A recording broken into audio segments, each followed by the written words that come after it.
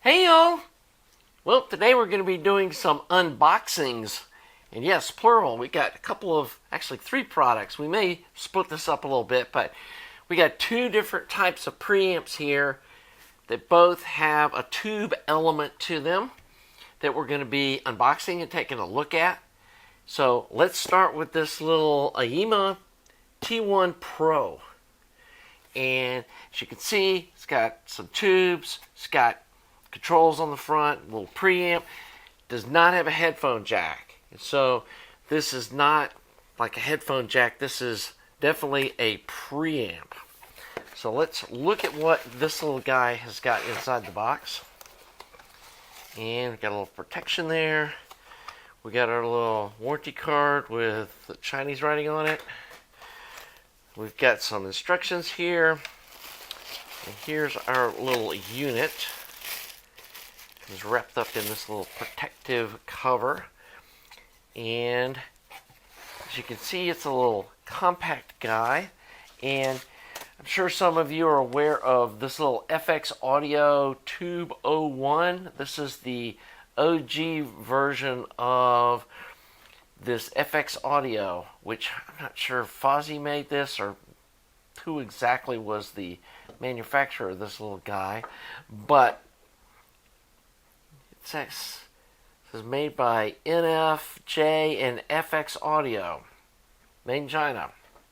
Anyway, this is actually a fairly decent sounding little preamp. This is one of the early versions that does not have the treble and balance or tone controls. I don't believe this one has op amps in it. I think it's more of a tube-based kind of a deal. Probably should open this guy up and look inside it. I've never been inside this thing to see what's actually going on inside it. It uses some 6J1 tubes. It's actually a fairly decent sounding little tube preamp. It doesn't have a lot of color to it, and it's not something it's not a giant killer. This isn't going to beat a $1,000, $2,000, $3,000 preamp, but if you just need something to, mainly a volume control or something to just give a minor boost to a signal, this isn't a bad little unit. And I've had this thing for several years, but this could be its replacement. And you can see, not a lot bigger footprint. This one does have tone controls, and it does have a defeat switch for the tone controls. And this one does have op amps inside it. We're going to be playing around with putting a couple of Sparkos op amps in it. He sent me another pair of them with his preamp we're going to be looking at here in a second. And we're going to try those in there and see what that does. It comes with a couple of GE new old stock tubes. These are 6186s, which I'm not familiar with, but they're the little 7-pin miniature tubes that came about at the end of the tube era.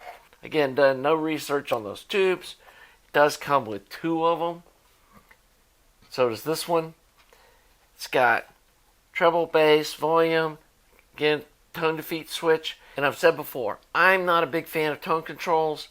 I've always found them to have a veiled sound to them, where it just kind of kills the life of the music, if that makes sense. It's hard to describe. Let me go and get rid of this little box here. We got power supply and the little Bluetooth antenna. So this little box does have Bluetooth, which is nice. I'm not sure what version of Bluetooth it has. I know my Topic E70 has some sort of higher end kind of Bluetooth. I'm not super into all that streaming technology. I do know it sounds pretty decent. And there's not, to me, a whole lot of difference between listening to Bluetooth and streaming it off of the USB port on that E70 just in casual listening. And so this little Bluetooth may work pretty decent. The antenna just screws on the back, and I like they give you an antenna. I've had some Bluetooth products where they have an antenna jack and they got no antenna. So looks like that. Does have RCA single-ended inputs and outputs. There's no balanced. And it's got the 12-volt trigger. It's got an auxiliary out, which I'm assuming is for a powered sub. And then it's got the 12-volt DC, which you get from this little guy. And then it's got, on this other switch, it's got off, Bluetooth, and then the RCA inputs. So, yeah, that's kind of it. We'll look real quick at the instructions. And, you know, it shows the frequency response is, of course, table flat. And you can turn off the high bass adjustment on or off as needed, which good that it's got a tone defeat. And then on, you know, they show it hooked up to an A07 Max, which we've reviewed, which I wasn't super crazy about. They also, you know, have that A70 that I did like after putting some op amps in it. And you can go see that video. It gives some basic information, like don't pull the tubes in and out with the amp powered up. Then it says you can use 6K4, 6J4. Like I said, these are 6J1s, little China tubes. You can use GE5654, which I think there's like a zillion of those as JAN, new old stock. And then it says 6-star 1N. And it doesn't have the tubes they supply with it listed, which is interesting. But I'm sure with a little internet research I can figure out like what tubes have the same pin out and are similar that can be rolled into this thing to listen to. So, yeah, that looks like a cool little amp that could be used, or a preamp that could be useful for, you know, getting some Bluetooth in your system and also having a little tube sound. We will work on that later. And again, like I said, we're going to drop some Sparkos op amps into it as well and see if that gives the same goodness that it did to the little A70 amplifier. So the next thing we're going to unbox is from Sparkos, and it is their little, the Gemini. And this is a headphone amp and a preamp, which adds some functionality that this little unit doesn't have. And it's also got XLR outputs. It's got a 1/4-inch headphone output. It's got RCA preamp out. It's already got, of course, their op amps inside it. It's got a 6922 vacuum tube front end. Another tube I'm not super familiar with, or familiar with at all for that matter. But yeah, it's got some interesting themes. It's got, you know, a 40-second warm-up delay. It says it's got a high dampening factor. It's got very low output impedance. Again, I haven't read all the specs on this one. We'll do a comparison of that later when we start looking at these two in more detail. And before I spend a bunch of time on that, let's look at what this little guy looks like and what comes in the box. We got some bubble wrap. And I'm not sure, this is sent to me again as a demo unit. Full transparency, this is a demo unit, and this is a demo unit. And I think I'm pretty sure, I paid for this one. So, anyway, pull this little guy out of the box.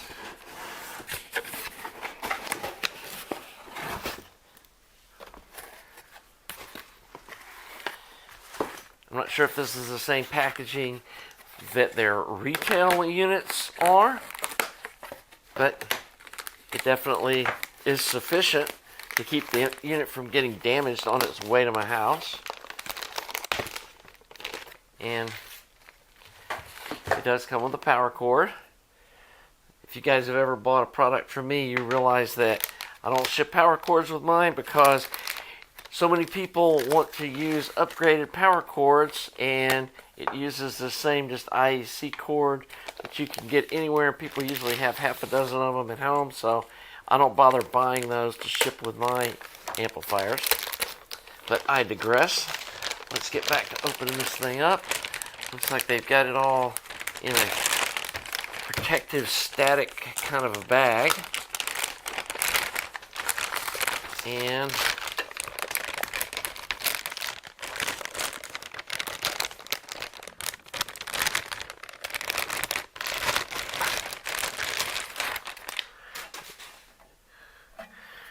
there we go. Now, as you can see, this is a much more substantial unit. The power supply is internal rather than using a wall wart. And so that's part of the reason I'm sure that it's a little larger. This one looks like you can get them either 120 volt or 240 volt. And on the box it said 70 to 120 volts. So that must be the range that it works in. Now it does have RCA ins and outs on the back. Okay.